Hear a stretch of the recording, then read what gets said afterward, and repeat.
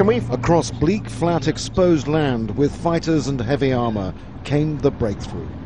It's 40 kilometers from the enclave of Misrata, and this is a major offensive in its final stages. Tawerga town still burning. What's left of Gaddafi's forces nearby, surrounded, trapped. They took this town by storm in what appears to be a highly coordinated operation with NATO.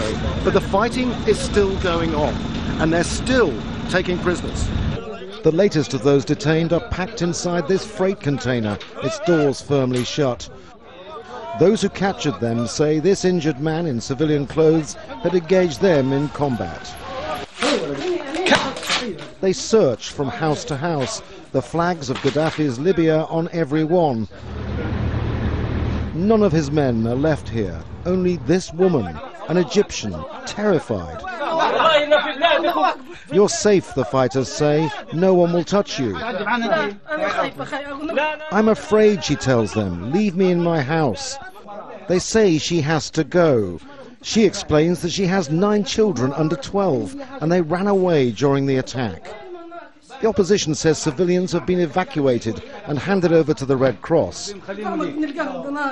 Where can I find my children, she asks, and then agrees to head to Misrata in the hope they've been taken there.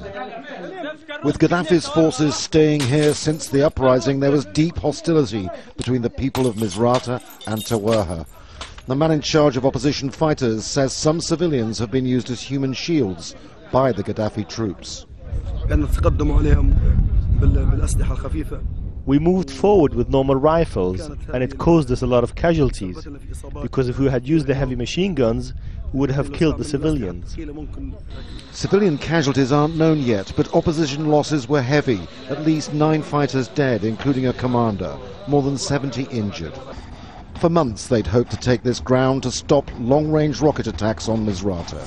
They're fortifying their position and also pushing ahead, aiming to try to cut the supply line to the Gaddafi stronghold of Sirte. This is a big gain, but they'll have to keep on fighting to hold on to this territory. Andrew Simmons, Al Jazeera, Tawerga.